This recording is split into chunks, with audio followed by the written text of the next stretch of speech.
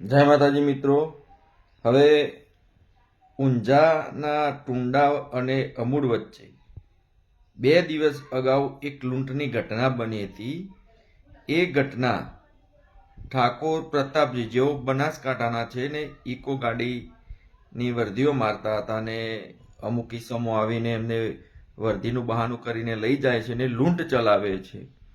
ત્યારે ટુંડા અને અમૂડ વચ્ચે એમને તીક્ષ્ણ હથિયારોથી ઘાતક હુમલો કર્યો। ત્યારે એમને પેટના આંતરડા પણ બહાર આવી ગયા હતા અને ધારપુર હોસ્પિટલની અંદર દાખલ કર્યા હતા, જે ગત મોડી રાત્રે એમને મોત નીપજ્યું છે। ત્યારે એવું ઠાકોર સમાજના તમામ આગેવાનો અને રાજકીય આગેવાનોને કહેવા માંગુ છું કે આ બધા શું આ સમાજની ફોકા ફોજદારી કરવા બેસી રહ્યા છો?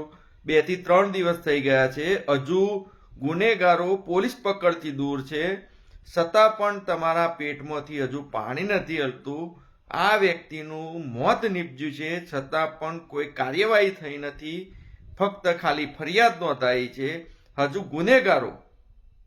ગુનેગારો પોલીસ પકડથી દૂર છે। ત્યારે હું સમાજના બની બેઠેલા આગેવાનોને કહેવા માંગુ છું કે ચૂંટણો આવે ત્યારે તમને સમાજ યાદ આવે છે, જ્યારે ખરેખર સમાજને આજે જરૂર છે ત્યારે જે ધારાસભ્યો હોય, સાંસદ સભ્યો હોય કે પછી ત્યાંના સ્થાનિક કોઈ પણ કોર્પોરેટરો હોય, જ્યારે તમારે જરૂર પડતી હોય છે ત્યારે તમને સમાજ યાદ આવે છે, પરંતુ આવા સમયે હજુ સુધી એની પરિવારની કે એ વ્યક્તિની મુલાકાત નથી કરી। સાહેબ, આનાથી દુઃખદ બાબત કઈ હોઈ શકે?